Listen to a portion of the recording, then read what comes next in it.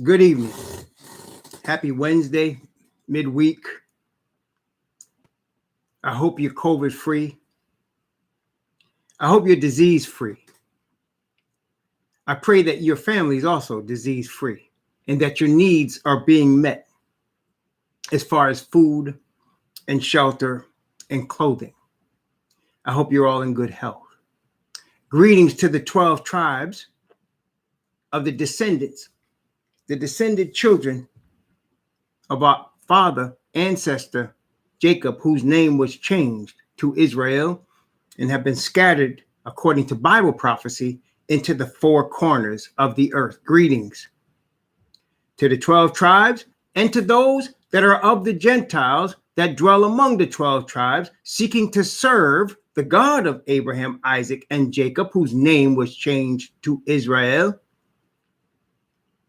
and dwell among us as engrafted in Israelites. Greetings. Blessings upon those that work in the healthcare field seeking to save lives, oftentimes at the expense of their own. Greetings to those that pick up garbage to try to keep our places clean, and those that make deliveries for our convenience. Greetings also and blessings, double blessings on those trying to deliver the victims of sex slave operations and human trafficking from kidnappers and stealers and manipulators who want to use their victims as sexual objects for various forms of the lowest sort of activities for their entertainment. Curses upon those that support that industry. Finally, blessings on the homeless, those that are helping the homeless. 500,000 people around the United States alone, and then millions around the world that don't have a roof over their head and don't know when they're going to get one. Greetings to those and blessings to those that are helping, and blessings to them themselves, for theirs is the kingdom. Today, I want to start today reading 2 Samuel chapter 7. 2 Samuel chapter 7 takes place after David had finally became king in both Hebron and for the whole nation of Israel from Jerusalem, and had overcome his enemies. And his biggest enemy, unfortunately, had been his Israelite brother, Saul, from the tribe of Benjamin, who was trying to kill him. And David escaped death from the hands of Saul, and Saul and his sons were killed in a Philistine battle. And David overcame all his enemies and had rest all about him. And then came a prophet named Nathan to David with a message from the Father in heaven, Yahweh. Let's look at that. And it came to pass when the king sat in his house, and Yahweh had given him rest round about from all his enemies, that the king said unto Nathan the prophet, See now, I dwell in an house of cedar, but the ark of Yah dwelleth within curtains. Nathan said to the king, Go, do all that is in thy heart, for Yahweh is with thee. And it came to pass that night that the word of Yahweh came unto Nathan, saying, Go and tell my servant David, Thus saith Yahweh, Shalt thou build me an house for me to dwell in? Whereas I have not dwelt in any house since the time that I brought up the children of Israel out of Egypt, even to this day, but have walked in a tent and in a tabernacle. In all the places wherein I have walked with all the children of Israel, spake I a word with any of the tribes of Israel, whom I commanded to feed my people Israel, saying, Why build ye not me an house of cedar? Now therefore, so shalt thou say unto my servant David, Thus saith Yahweh of hosts, I took thee from the sheepcote, from following the sheep, to be ruler over my people Israel. And I was with thee whithersoever thou wentest, and have cut off all thine enemies out of thy sight, and have made thee a great name, like unto the name of the great men that are in the earth. Moreover, I will appoint a place for my people Israel, and I will plant them, that they may dwell in a place of their own and move no more. Neither shall the children of wickedness afflict them any more, as aforetime. And since the time that I commanded judges to be over my people Israel, and have caused thee to rest from all thy enemies, also Yahweh telleth thee that he will make thee an house.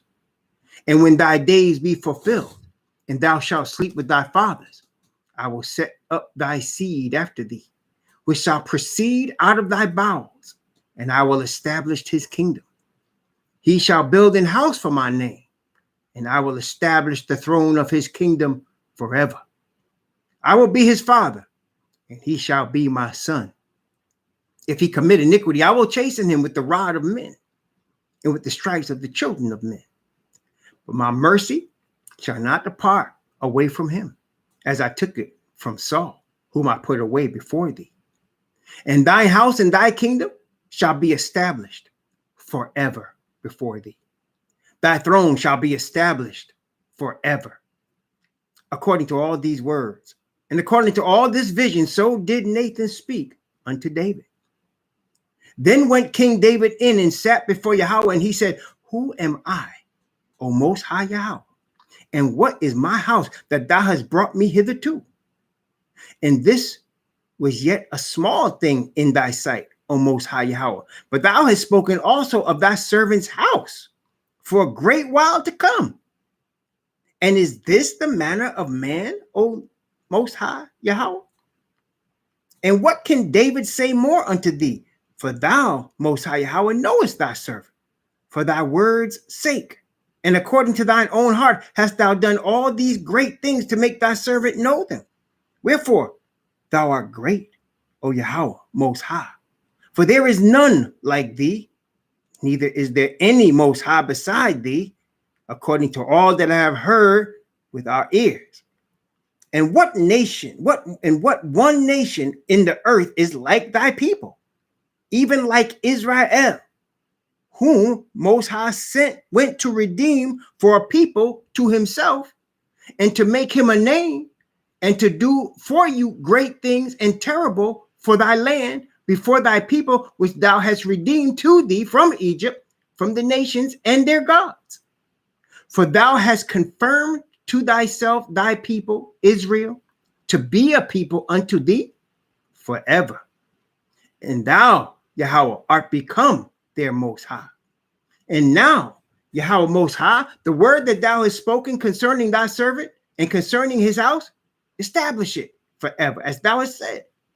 And let thy name be magnified forever, saying, Yahweh of hosts is the Most High over Israel. Let the house of thy servant David be established before thee, for thou, O Yahweh of hosts, Most High of Israel, hast revealed to thy servant, saying, I will build thee an house. Therefore hath thy servant found in his heart to pray this prayer unto thee. And now, O Most High Yahweh, thou art that Most High, and thy words be true. And thou hast promised this goodness unto thy servant. Therefore now, let it please thee to bless the house of thy servant, that it may continue forever before thee. For thou, O Most High Yahweh, hast spoken it. And with thy blessing, let the house of thy servant be blessed forever. Praise the Most High Yahweh. So we can see a blessing that come upon David, unlike a blessing that we have ever seen from anybody previous. A tremendous blessing where the Most High says to him, I'm going to establish your throne forever. I'm going to make a son that comes from your loins, and I'm going to establish his throne forever. Now, Solomon was the immediate son that built the temple, but Solomon died.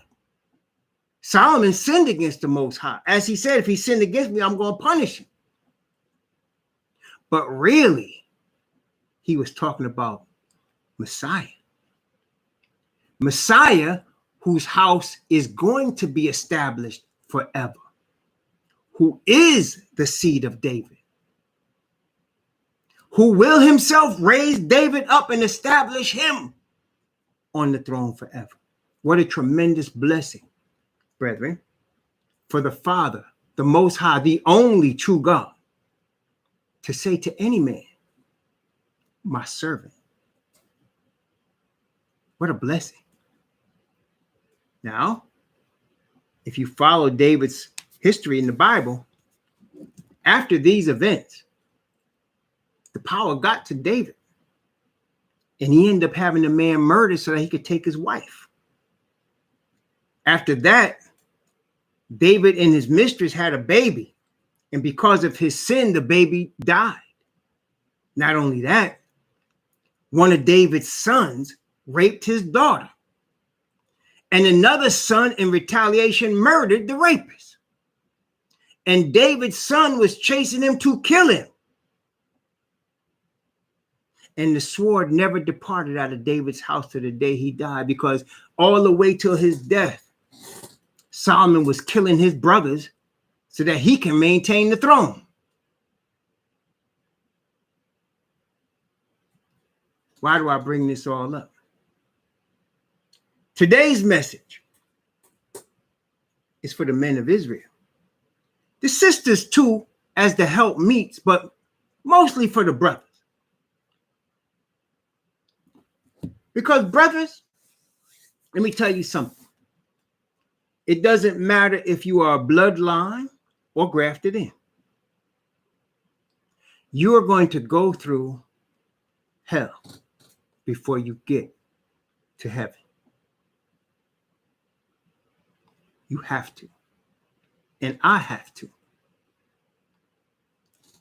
There's a scripture in the Job, appropriate book, I'd say. Scripture in Job chapter 3. Now, if you know the story of Job, then you know what's going on here. But let me just break down the beginning of this story for you as we get ready to go into today's message. Job was a godly man. He was from Uz. Uz is a descendant of Shem. Job was a Semite. Job was a Semite at a time right after the flood when men were living to be about 200 years old. And Job sought the only true God of his father Shem, Yahweh. And at that time, of course, there was no children of Israel. There was no temple. So men built altars and sacrificed animals to Yahweh. And Job would do this to represent, obviously, the shedding of blood for the forgiveness of sin. And he would do it for himself. And he had 7 sons and 3 daughters, and he did it for all of them too. Every day. He was interceding for his house, and he was coming to the Most High for himself, and people respected him, and he was wealthy, very wealthy, in cattle and in animals and in land. He was wealthy. And then one day, our enemy, Asatan, who was the accuser of the brethren, at that time being allowed to still enter the heavenly courts, went there, claiming to represent the earth, because Adam had given Asatan that authority. But the Most High challenged the devil and said, have you considered Job a righteous man on the earth? And the challenge from Asatan was, if you take all his stuff from him and make him poor, he won't serve you. So the Most High allowed Asatan to take all Job's wealth away so that he was broke. Not only that, what really hurt, all his children were killed. Not only that, the wife that he loved didn't want to talk to him. He said, my breath is strange to my wife.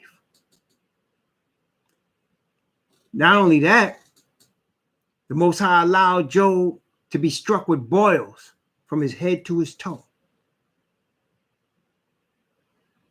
Not only that, but the three best friends in the world that he had turned on him in his lowest hour. And this is where we find Job in chapter 3 of the book of Job.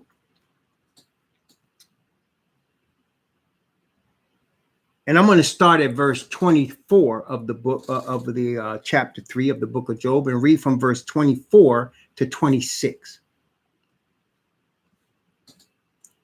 For my sign cometh before I eat, and my roarings are poured out like the waters. For the thing which I greatly feared is come upon me, and that which I was afraid of is come unto me. I was not in safety, neither had I rest, neither was I quiet, yet trouble came. What was he saying? He was getting up every day, praying for his children, confessing his own sins. He was teaching people. He was helping the poor. He was not being neglectful. He was not taking any of his success for granted. He was giving praise to the Father, especially this thing with his children, as any man that loves his family.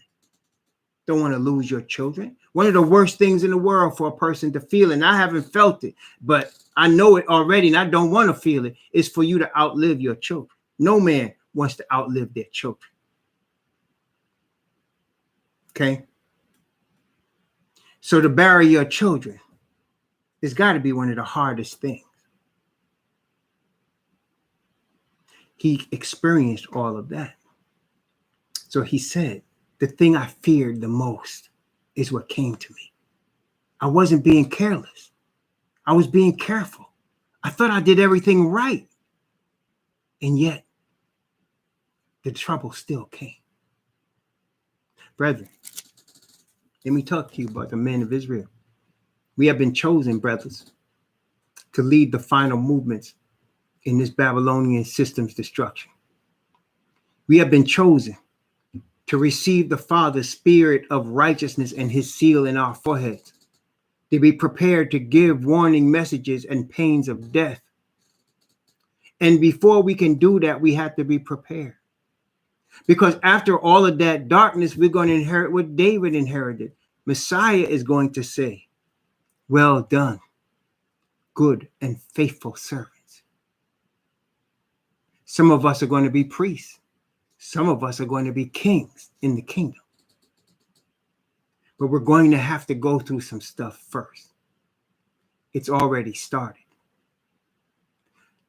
The Most High, having made me a teacher of the word, has given me experiences that will help me and those I teach. And I'm going to share a couple of them with you tonight that I hope will help you and inspire you in your personal situation, because all of us got to go through some form of the same thing. Okay. When I was very young, like I was 18, I met a young girl when I was 18. Now, when I was 18, I was like a lot of 18-year-olds. I was confused. I was depressed because my parents had gotten divorced. Our household was broken up. And it appeared at that time that my mother and my father was doing their own thing, and my brother and I were just kind of floating out there. And that was my first semester of college. And I was completely lost, like sunken. I had been an honest student in high school. I loved mathematics. But when this all came about, all I could do is smoke weed and drink just to try to dull the pain. So I met this girl my first semester in college. And I say the Most High sent her to me because I felt like I was drowning. And she gave me a purpose. To be with her, to spend time with her was something that kept me going at that time. She was also dealing with some things, and both of us being young people, we just clung to each other in that situation. And there was some drawbacks to it. because both of us was messed up. Both of us come from situations that were kind of messed up for both of us, right? Mine, I'll tell you about. Hers, I won't. But both of us was coming from some difficult situations, right? So we clung to each other. And at that time, both of us would express ourselves sexually. We would have sex every day. And I mean, every day.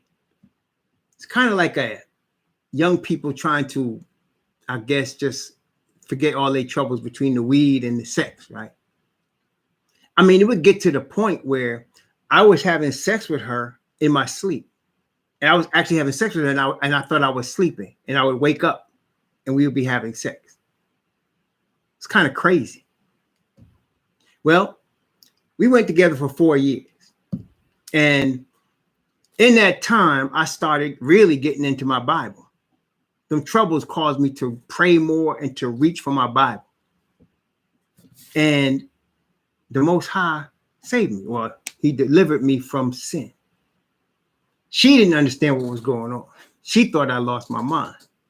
Okay. We end up breaking up. And I started for about a year, really just fasting and praying.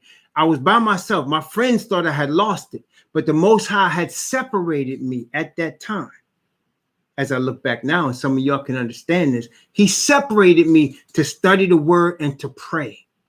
I wasn't really seeing anybody. I was going to work, coming back to my studio apartment in New York, studying the word. I didn't even turn on the TV. And twice a week, I would fast, fast all day, twice a week. I think I was about 21 at the time, 21, 22. So for about a year, this went through, the holiday season, which at that time I was still really into Thanksgiving and Christmas. Even though my family was broken up, I still liked those holidays. I wanted to be around people. And for that year, I wasn't around anybody. I was by myself for Thanksgiving, Christmas, New Year's. Everybody else was going with their families and everything. And I was just holed up in my apartment, reading the Bible and praying and fasting. One particular Friday night, I was really getting into the word. I was enjoying it. I was eating it like it sounds depressing, but I was actually enjoying the growth I was experiencing and understanding of the word, just getting into it. So one particular Friday night,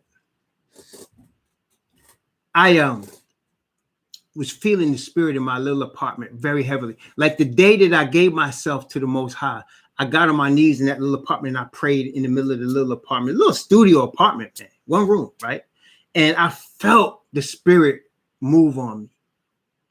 Because when I opened my eyes after I prayed on my knees, asking, I asked Jesus as my savior because that's all I knew. But when I opened my eyes, everything looked different. From that point on, everything looked different. Nothing was the same. And so this particular Friday night, I'm reading, man, and I was so filled that I would be reading the scriptures, right? And then I would stop and I would jump on my knees and just give praise to the Most High for giving me this word, for giving me this truth. And then I get back to studying again. I know that's crazy, right? But that's what I was doing that Friday night. I was so filled. Well, it got to be about 3 a.m. And at that time I was going to the SDA church and it was Friday night. So I said, man, I got to go to church early in the morning because I used to be at church by 8 o'clock to do a prayer in the morning with older people. There's some old saints that used to come to the church, all them 70s, 80s, got all kinds of stories. And I wanted to hear their stories. I wanted to hear their experience. I wanted to get their wisdom. So I would get there early just for that.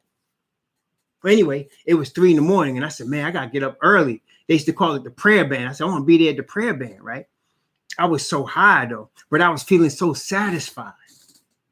So I got on my knees one more time. I must have prayed, I don't know, 5 times, 6 times during the course of the night while I was studying the word. So I closed the Bible on the table just a few feet away from the bed.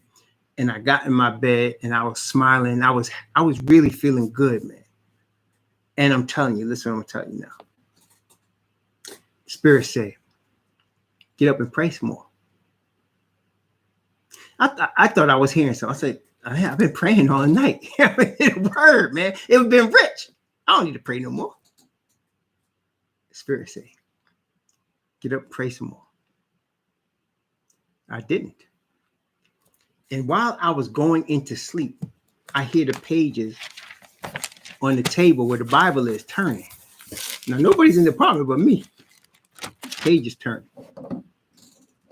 But you know what, brethren? I was so filled with y'all's spirit that night. I wasn't scared of anything. See, if it was a ghost or whatever it was, honestly, I didn't care. So I turned over and went to sleep. As soon as I turned over and went to sleep, man, I was in a trance. It was like a dream. And in this dream, I did some things in the dream. Well, I'm going to tell you what happened. Like I told you, when I was with my ex-girlfriend, there'll be times when I would be having sex with her and I'd be in a dead sleep. And I would just wake up and I'd be having sex with her. And it'd be like intense. And I'd be like, how did I get it? It happens so often that I just got used to it and she got used to it. She said it would be like you were in a trance or something, and I would just go with it, she said. So in this vision, I walk into this house.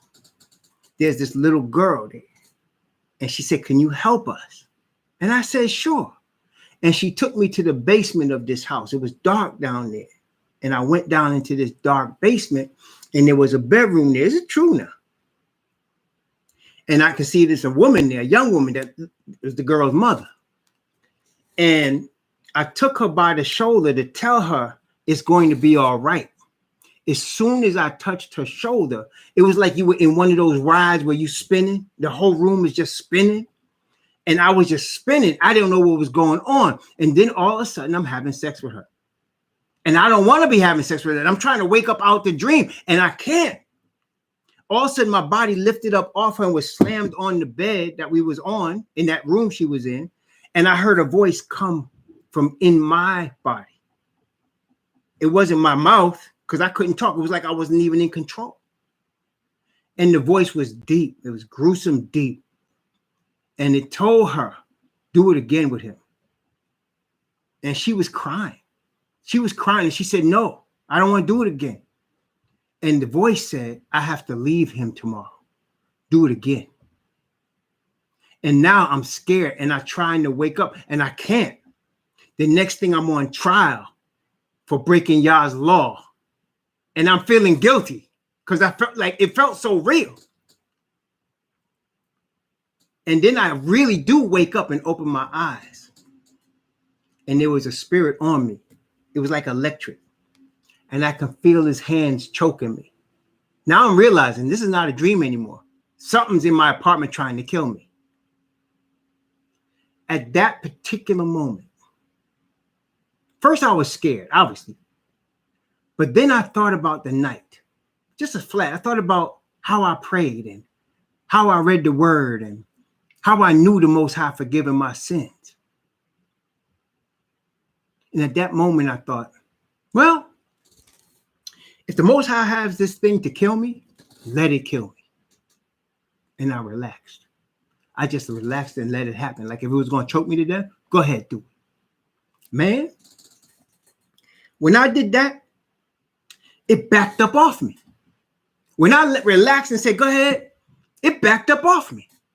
And I couldn't talk prior to that. My mouth was frozen. My whole body was frozen. And I felt it just squeezing my neck like it was easy, like you were going to snap it. But it backed up off me.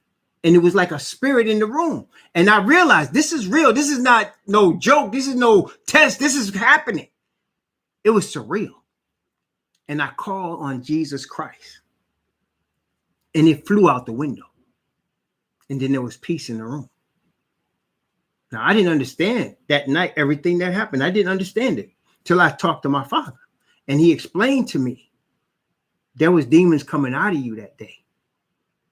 That's why all that happened.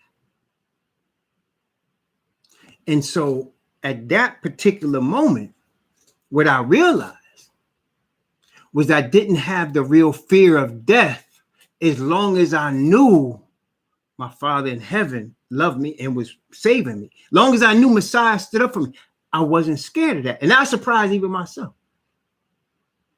But then, many years later, I'd say 15 years later. Yep, 10, 15 years later, something like that. Here I am now self-employed. I got 4 children. I got a wife and 4 children. Not the girl I was dealing with. It was a wife, my wife now, my 4 children. I'm hustling. I'm on straight commission. My wife is home full time. I'm trying to make it happen.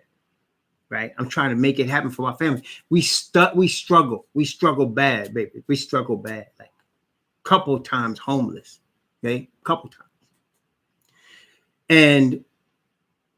But you know, the Most High would bring us out of it. And I had some very prosperous years. Okay. But during the course of all of that, I had started losing sight of the Most High. Started thinking that my self-worth and the worth as a man was tied to how much commission I could bring in. I was so focused on that. I told you I was getting into tapes and sales tapes and NLP and all that stuff, because I was so focused on making that money. At first, I convinced myself it was for my family. You know, I had to provide. And I did. I had to provide for my family. I did have to provide for my family. And my wife and I had agreed for many years, even before we got married, we talked about it, that she wanted to be a full-time homemaker when we could afford it. We really never could afford it, but it was me that said to her when she was having our 3rd child. Our 3rd child. No, our 2nd child. When she was having our 2nd child, son, I said to her, you need to stop working, because it was killing me to watch her labor to go to work pregnant.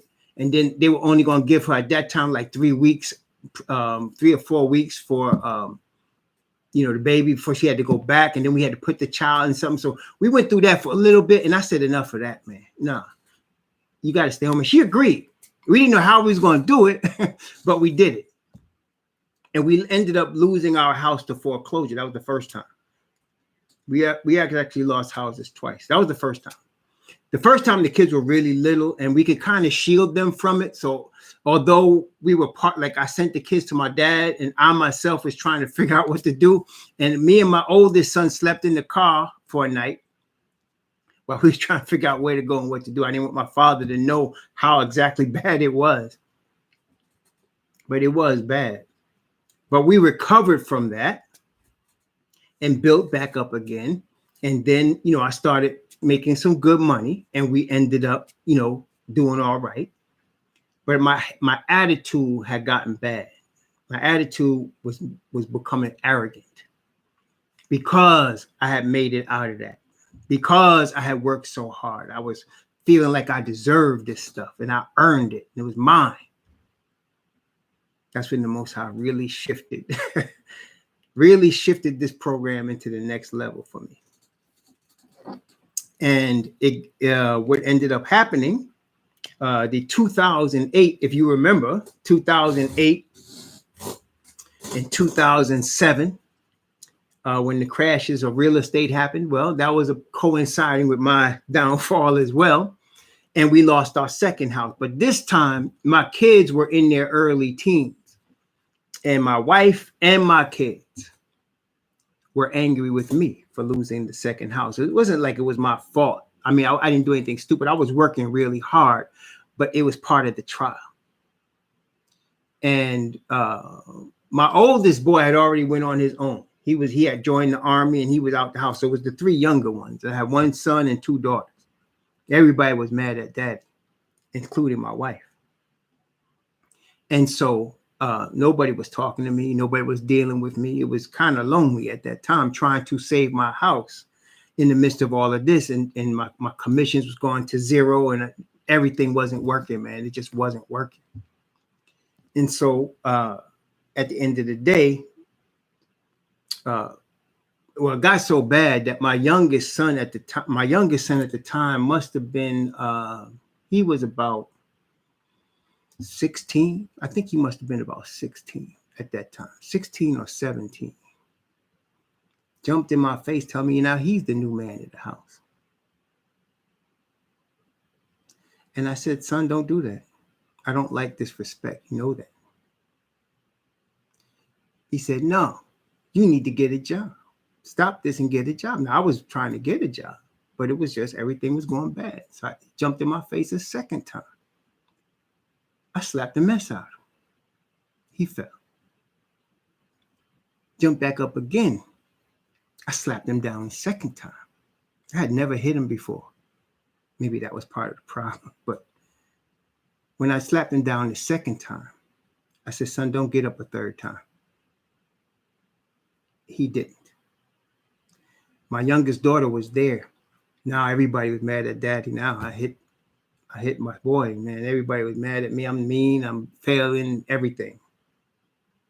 At that time, my kids were two of my three were going off to college. As strange as that is. I had paid for them to get some nurses certification, certified nurses assistant certification, so that because I knew I wasn't going to have no money, so at least they could hustle and get a couple of dollars. I scraped together some money and got them that, because at this time we were scraping money for food. I mean, everything was short. Matter of fact, then after I did that, they told us we had 10 days to move out of our house before the sheriffs were coming. Okay. We had a big house. It was a 5 or 6 bedroom house. It was 5 bedrooms, 3.5 baths, 3,000 square feet, full of furniture. We had to leave. Okay. Sheriffs were going to come. They came. Guys were coming looking for my cars. I had 7 cars repossessed. And when they would come, I was such a pro at it. I had the cars in the garage, and I knew they couldn't come in the garage. So they would say, we want your car. And I would say, you can't have the car. And they would say, well, if you don't give us the car, I'm going to call the sheriff. See, I ain't that stupid. A car situation is a civil matter. It's not a criminal matter. And I knew that. But they came and they said, we're going to have to call the sheriff. I said, well, you call who you need to call. Just get off my property. I had many dudes come like that. 1 or 2. It was more than that. It was lots of them. And I kept my car in the garage and I turned the GPS off, everything. I know all that stuff, man. They ended up getting the cars eventually, but it took them a couple of years. So I have 2 families that were part of my brethren. We were brethren when we were SDAs, and after we were SDA, one of them put us up in their house because we had to leave. Like, we had to leave quick, and they helped us move our stuff, which was a lot of stuff, and help us store it. And so now me and my wife, it was January of 2012. Yeah, it was January 2012. We're staying in the living room of my buddy's house, my brother's house, man. I'm embarrassed, right? This is the lowest point. My wife don't want to talk to me. I'm not talking to her. I'm mad because I'm feeling like I put out for all of y'all. I put food on your table. I kept you in house. I kept roof over your head. I was by myself, and now you're mad at me because I'm losing this. I'm going through a bad time. I felt mad. My wife felt mad because I was yelling and getting angry all the time. My kids felt mad because daddy just failed, and he's mad, and he slapped Joshua, and everybody was mad at everybody. And we was homeless at the same time. So now I was going back to school too at the same time. I was getting my 2nd degree in math. I had 1 more semester in 2012, and I finished through all of that. I finished ducking tow trucks and everything, man. That's how I kept my car. I was ducking tow trucks and everything, trying to get to the college and get back home before they could take the car, and putting it in my man's garage, right? Because he was in the middle of the country, in the middle of nowhere, man. So they couldn't find it, right? And I started putting out resumes by the dozens. I mean, I was putting out resumes everywhere. At the same time, my mother's calling me. Now, me and my mother have had a strained relationship for all my life. I didn't understand it. I wouldn't receive what I was being shown until recently, and I'll tell you about that. But my mother, one of the things she wanted to do was break up me and my wife. At every turn, she wanted me to leave my wife. She kept telling me, you leave her, leave her, leave her. She just hated that I was married to anybody. She was that. I mean, I don't know if you know what kind of mother that is, but that's the kind of mother I had. She wanted me to live with her and leave my family. And things were so bad that I started thinking about it. And she was out in California. So I was sending out resumes out there. I was sending resumes to North Carolina. I was sending resumes all over the country, trying to get a job. I had credentials. I had 2 degrees. I had experience. I had run a business. I couldn't get nothing. Except all of a sudden, I started getting all of these calls from Washington, D.C. I got an office coming from Washington, D.C. to work in a bank. And I was like, Washington, D.C.? Now, at this time, I wanted any job. So I went, ended up getting a bank at a manager job at a bank.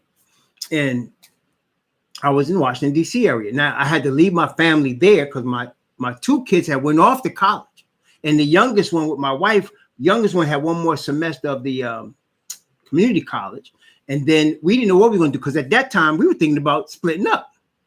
And I'm thinking, I got to start getting ready to send her money, to help her take care of her. She started working part-time. And I was thinking about, this is it. I'm not coming back to this. I don't want this. I'm tired of this, man. I put my time in. I spent 20 years taking care of my wife and my kids, struggling, working 80-hour weeks. And I deserve better than this. That's what I think. Most High probably laughing at me, right? So I went to D.C. I was living in a room in D.C. for a year. And at the end of that year, my wife contacted me. And the Most High was already telling me, I don't care what you're thinking, you and her going to be back together. And I was thinking, no.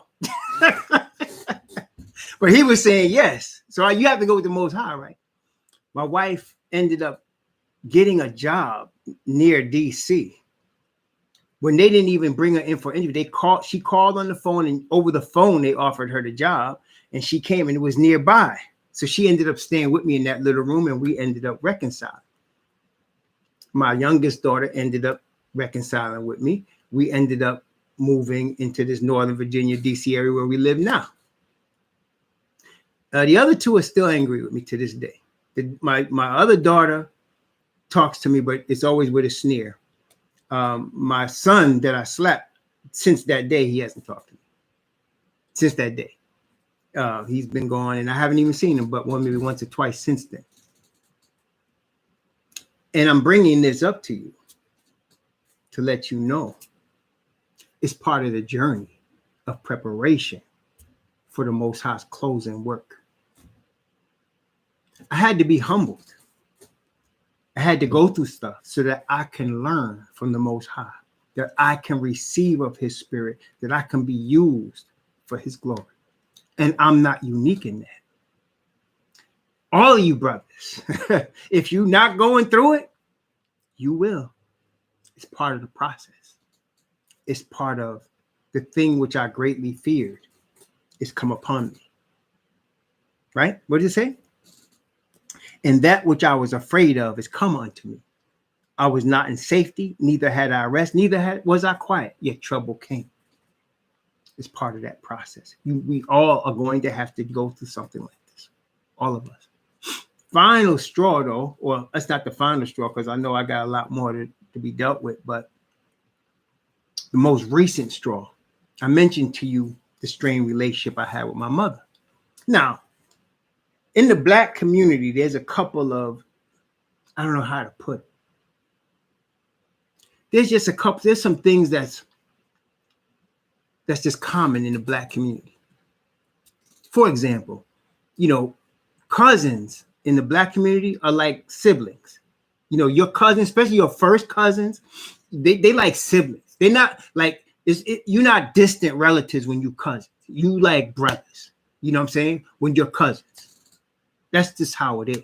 I got cousins that are like my brothers. I call them cousins, but it's funny because we know we like brothers or brother and sister, even though they're my cousins. But that's how it is. Another thing is the relationship between sons and mothers. It's very tight. Just how it is. Remember there was a song, I think it was by the OJs. I always love my mama. She my baby girl. Remember that? Well, in my situation, wasn't quite that way. I was attached to my grandmother. My grandmother raised me in some important years, and that's also another common theme, unfortunately. But when my parents was getting divorced, my grandmother was raising me, and she was my ace. She really was my grandmother. But my grandmother had a weakness for my mother. And so oftentimes, when my mother would try to mess with me to break up my wife and I, my grandmother would side with her. And it hurt me, but I love my grandmother so much, I just forgave her because it's my grandma.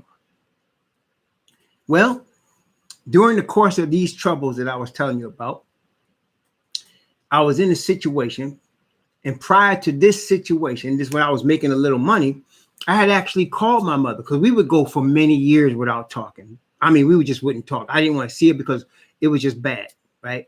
So I prayed, and I did not like that, right? I wanted to have a relationship with my mother. So one year I called her, and I said, I want you to come. I want you to come and visit me and my wife and my children. And I said, I'll pay. She was in LA. I was in New Hampshire at the time. I was living in New Hampshire. And I said, I'll pay for your ticket. I want you to come. And I want my brother, Dirk, my brother was with her. I said, I want you to bring my brother. I want us to get together. I want us to come together. I wanted that family thing. My kids didn't know their grandparents. So I paid for my mother and my grandmother and my brother to come. And they came. And it seemed all right. There was something a little off, but it seemed all right. I just was trying to work it, I wanted it to work. So I did it one year. We did it during holiday season. So they would come for Thanksgiving, stay through Christmas, and leave after Christmas, like New Year's or something. My mother was retired. My grandmother was retired. My brother didn't work. So I did it a couple of years. And then when the troubles started, I called my mother because we were losing our place. And I called her. I said, I want to send the kids and my wife out there. She said, sure, send them. Man, I'm telling you, I had a really bad dream after that. I can't even, this dream, I described me with the girl, right? This is worse. That's why I won't even tell you what it is, but it woke me out of my sleep, and it was about my mother and my grandmother. And the dream was telling me, leave them alone. Now, that's my mother and my grandmother. So I was like, can't mean that. So I ignored it, and I sent my wife and kids out there anyway. Now, at this time, I lost my house. This house we didn't own. We were renting it from the SDA church, and they were kicking us out. So I've been kicked out of a few places. We lost 2 houses that we owned, but we lost a couple of other places. That was one of them. They were kicking us out because I wasn't with the SDA church anymore. I had no place to go, and I had no money. We had sat down about a week before we had the sheriffs come getting us out of that house.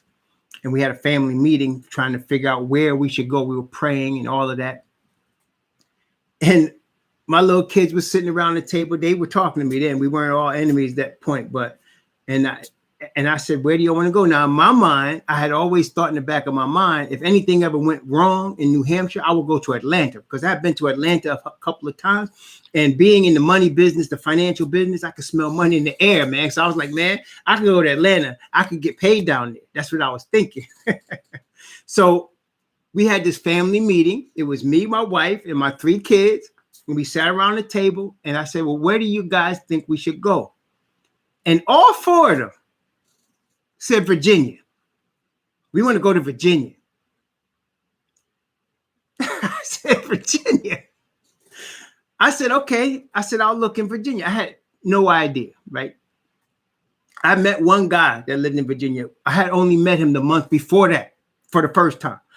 Didn't know him very well. Met him in DC.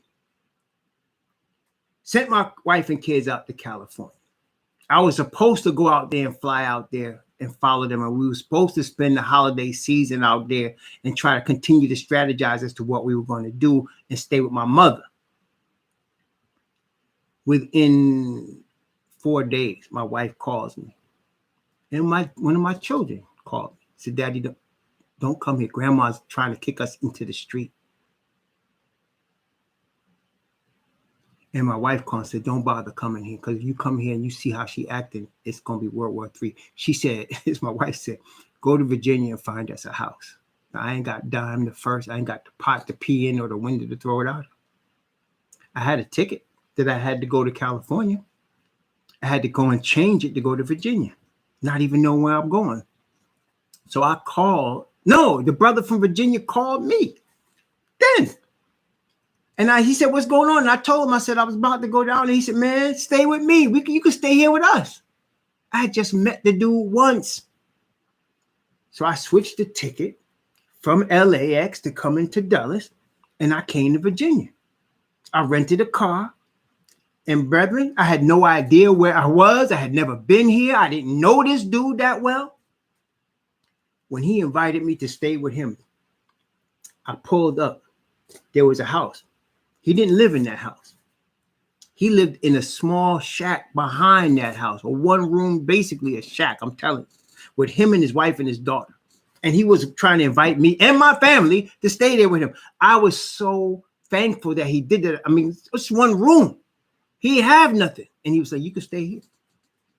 I came in there. He had already told me where the key was. He wasn't home when I showed up.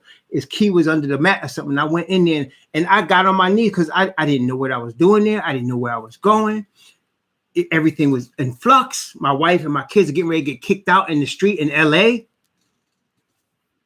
Well, within 2 weeks, we was all in Virginia. Had them back in Virginia, and we was looking for a house when we got the house. But I remembered that dream. So again, on and off, I would not talk to my mother for years. It would go back and forth. Now for real, because now what happened when she get ready to throw my kids and my wife in the street. So after that, years I didn't talk to her. I tried a couple of times. I would try to call her just out of guilt, and it would never go well. So I would be hurt. I would get angry. She could get me, everybody got that person that can press your buttons, man. It's my mother. She could get me she could blow my top. She knows how to do it. Okay. And she would get me saying some things I don't even want to talk to you about. So I said, you know what? I can't talk to her. I can't. So then this year, she called. Now, when my mother calls, she's looking for something. That's just how it is. She don't call just to say hi. She usually needs money when she calls. So she called. And I wanted to talk to her. So I picked up the phone. And of course, it was strained. I get off the phone that night. The dream that I had a couple of years before, I had it again. This time it was worse. It woke me up. I didn't equate it to her. Then I call her back again a few weeks later. And soon as that night, I had the dream again. It was sickening. Finally, about a month and a half ago, when we started to look in North Carolina for a place, she calls me again. This time the dream was it was worse than all the other ones. It made me sick, literally sick to my stomach when I woke up out of the dream. Then I realized what was going on. The Most High is telling me, you can't talk to her. You can't see her. You can't communicate with her. You have to leave her alone. This was hard. This was difficult. But this is where we are. This is the time in which we live. That sometimes stuff gotta go like that. So I'm telling you all this because don't be shocked if you gotta go through some dark times. Don't be surprised if you gotta lose some people that you love.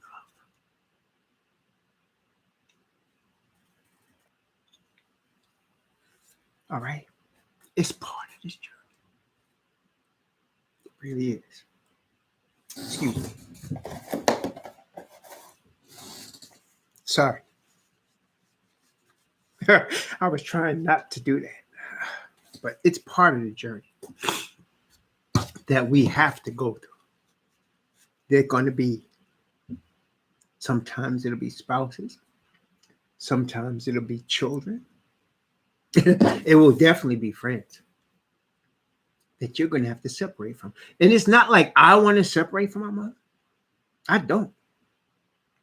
But the Most High said to me, commanded me, leave her alone.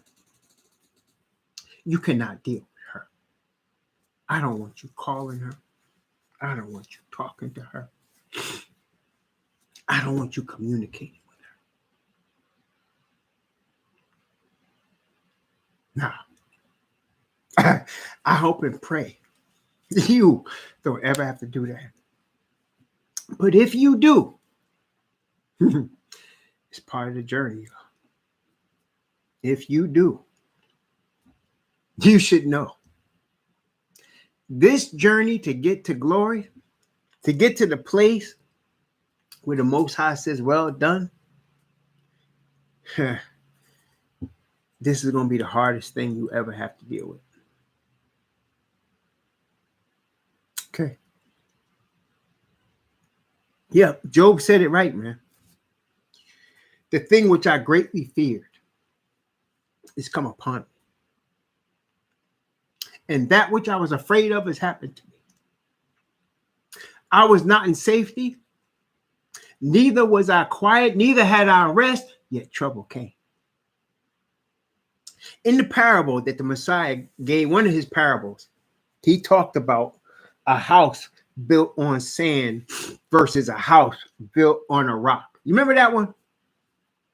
And the house built on sand caught the storm and it knocked down the house. But the house built on the rock stood. And the thing that struck me is both houses caught the storm. But the one that was on the rock was able to survive the storm. The one that was on the sand did not survive the storm.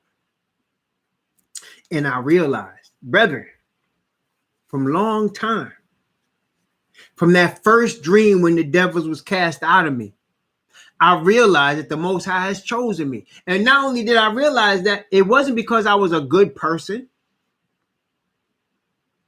or that I was so smart. He just chose me. So I could relate when David says, why are you putting this on my house? Because I felt like that. But brethren, that's called grace. That's called grace. And the 144,000 are going to be experts in the experience of grace. It's part of the journey. It's part of a process that we all have to go through. Okay?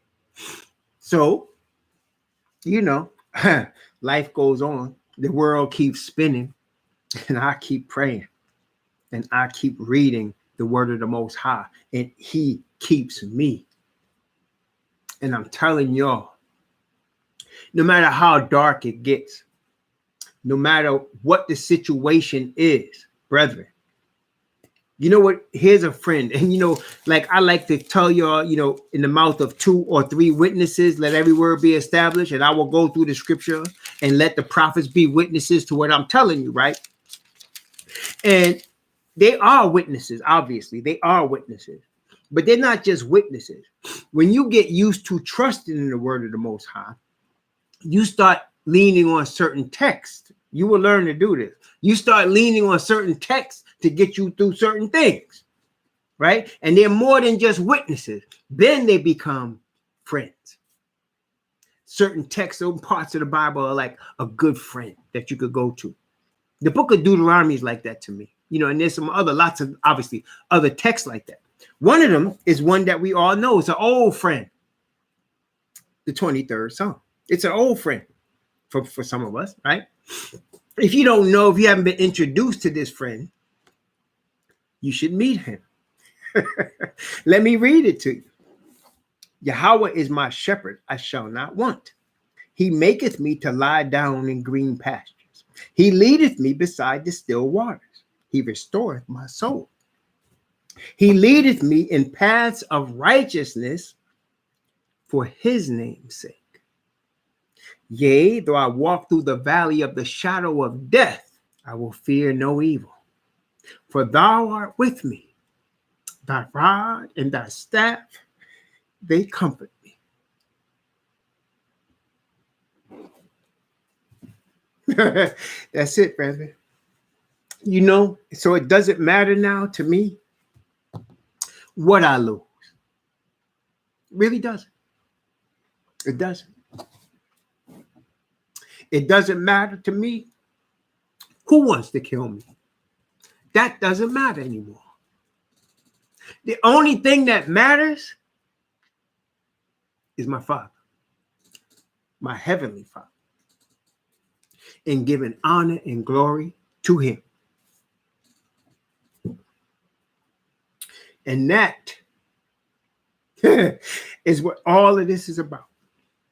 Because, brethren, there is no higher thing we can do on this planet than to give honor and glory to Yahweh. And the best and most highest way of giving Him that glory is obedience to His word. And the Bible says about the Messiah now, He learned obedience through the things that He suffered. Yeah, it says that. You know what else? Psalms 101, what is it? What is it? What psalm is that? Hold on. It's Psalm 119. It's Psalm 119. Yes, it's Psalm 119. Yes, I just opened up to it. Praise God. Psalm 119. Psalm 119, if you didn't know, is broken up by the Hebrew alphabet. It's broken up into stanzas that are made up of the Hebrew alphabet. And so each letter of the alphabet has a group of verses associated with it in Psalms 119. It's very powerful. It's beautiful, right? And so in Teth, the letter Ta, you look up, it's from verse 65 to verse 72. Now listen to what this says. Thou hast dealt well with thy servant, O Yahweh, according to thy word. Teach me good judgment and knowledge, for I have believed thy commandments. Watch this. Before I was afflicted, I went astray. Now have I kept thy word. Thou art good and doest good. Teach me thy statutes. The proud have forged a lie against me, but I will keep thy precepts with my whole heart. Their heart is as fat as grease, but I delight in thy law. It is good for me that I have been afflicted, that I might learn thy statutes. The law of thy mouth is better to me than thousands of gold and silver. Very precious friend for me, man. And I hope for you, because that's what it is about.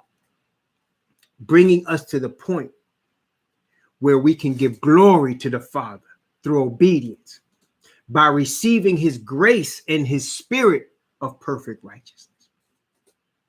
And at the same time, being prepared to do a closing work for Him. Whether you are a brother that's going to be called to speak, preach, teach, I don't know. But you're all, men and women, are going to bear witness and bear testimony of the righteousness of the Father. You're going to have to do that. You're going to have to do it on pain of death. So before you get to that point, He's not going to let you go there without being prepared. And so you must be prepared. The thing that you greatly fear is going to come upon you. And that which you are afraid of is going to happen to you. You would not be in safety. You would not be in quiet. You would not be in rest, yet the trouble will come. But you are going to be delivered out of it. You're going to be delivered out of it. Okay? You know what the word said? There shall be a time of trouble such as never was since there was a nation, even to that same time. And at that time, thy people, that is the people of Daniel, the Israelite nation, will be delivered. Everyone found written in the book. So we are promised deliverance. But before there's glory, brethren, there's struggle. Okay? It's like when you work out, you want to get yourself in shape, you want to lose weight. Before you can primp, you got to pump. That's what they say, right? You got to go through the pain to get the gain, right? It's not going to just come. Well, we're talking about the ultimate glory. an unlimited and forever and ever kingdom of righteousness and truth before we get there. There's some stuff we got to deal with. And the stuff that we got to deal with always has to do with us. And I'm just telling y'all, I'm hoping I brought this out. I was inspired, I guess, to speak it so that somebody out there that might be dealing with some fear, some depression, some hurt will understand this is part of the process. Welcome to the path that leads to righteousness and life. Welcome if you're walking that path. Messiah walked it before you. And many others have walked it before us. And one of the things we're going to be rejoicing with each other when we get to the kingdom is we've all walked that path. And we made it. Praise the Most High Yah. I pray that the Most High will bless you and keep you. That he will cause his face to shine upon you and be gracious unto you. And that he will lift up his countenance upon you and give you peace. Shalom.